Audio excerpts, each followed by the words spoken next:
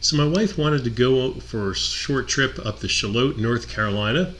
So from North Myrtle Beach, South Carolina, it's about a half-hour drive. So here I am, hands-free, leaving our home and going through our subdivision. Now we're heading up to Marshall's, and we're going to be in FSD 13.2.4 this entire trip. Going there, everything was completely flawless up until the end, which I talk about.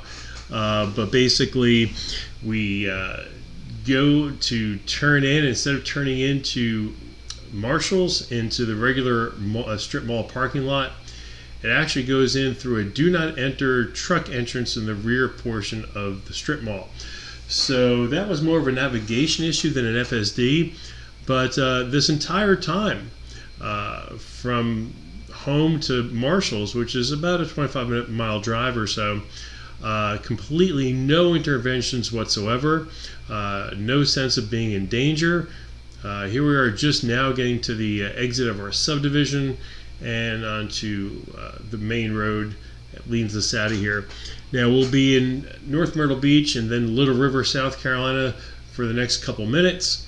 After that, we'll be in North Carolina, and that's mostly highway driving on 17, and then a few turns and we're there. Now granted, this isn't city driving, this isn't a ton of turns, but what you're going to see with this driving is some unusual kind of things in some aspects. You'll see there's a couple merge lanes on the highway that we're coming up to in just a few minutes. And the way it handles the Highway 17, which is mostly traffic lights, stop and go, but opens up, and even when it opens up, there's still traffic lights every few miles. But again, we do have a vantage point here now of the camera being mounted a little differently this time, so you can see the full road. And we do have the dogs in the back seat. Hopefully they don't bug you too much, but right here is the acceleration onto the highway. It's more of a merge situation. Luckily there wasn't a whole lot of traffic, but it merged pretty well. And here we are going over the Intracoastal Waterway. The fluidness of 13.2.4 I'm extremely happy with. Honestly, with the trip we did to Atlanta and back on 13.2.2, and then a couple trips we did on 13.2.4 that I recorded, you'll see it really does perform very, very well. I'm very happy with the autonomous driving Tesla has right here. You got to realize Tesla themselves are driving probably 1 to 2 iterations higher, so they're probably running 14. Like they're probably running a 13.5 and a 14, and they're probably seeing things that we're just not going to see for several months. So when they talk about the robocabs and robotaxis, they're speaking at a higher level because they have the newer versions. As you can see right here, I'm using the Test Studio rear view dash cam. I have that set up, mounted at the top of my tonneau cover, and on my dash cam on my FSD or on my Tesla 17-inch screen, I use the 0.5, so I have a much broader view of the rear aspect of myself. And as you can see, we're motoring right along here. I'm just going to step away and let some music play and let you enjoy the rest of this trip until we arrive.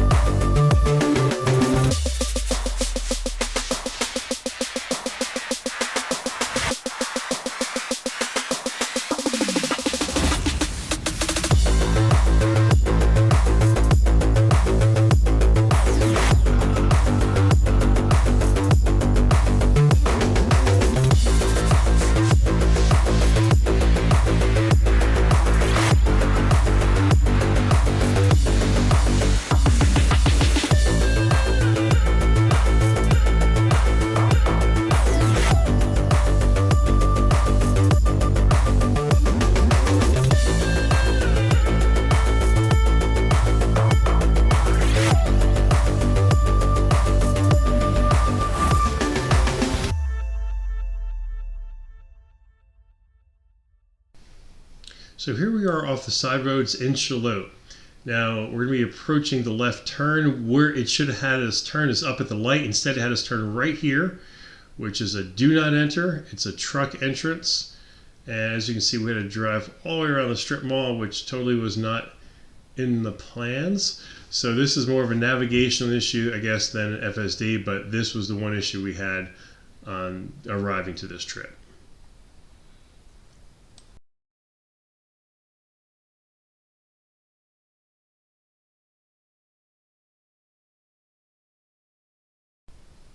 Okay, so my wife did some shopping and we're on our way to Taco Bell, and here's where you'll see the second navigational issue.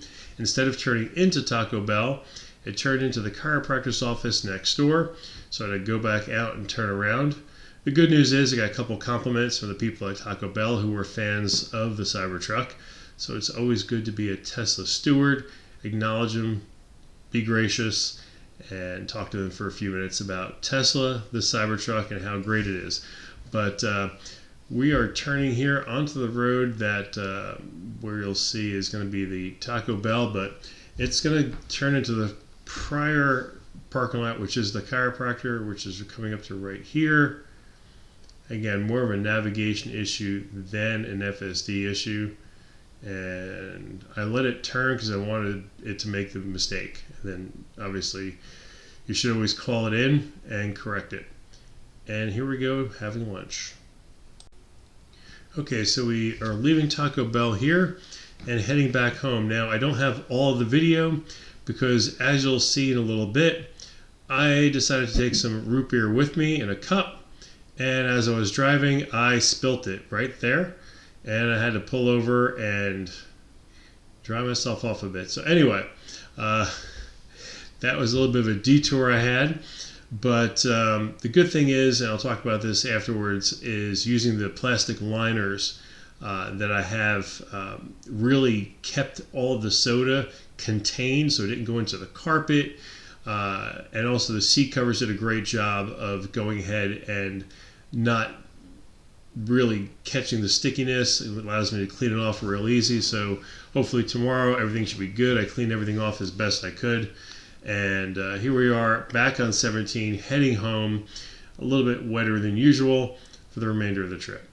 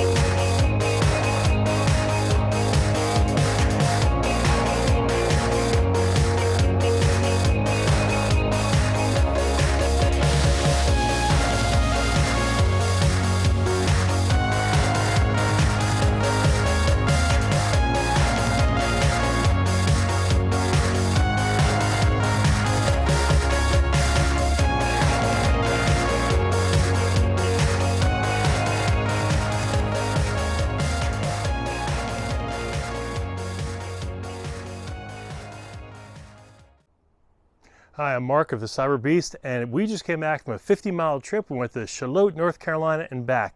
FSD did a great job. There was only 2 issues, and they weren't FSD related. They were simply navigation. The first was we went to Marshall's. Instead of actually turning into the Marshall's parking lot, what it did was it went through a do not enter where the truck entrance is in the back of the building, and we were forced to go all the way around to go to the front. So that was definitely something it shouldn't have had us go through a do not enter.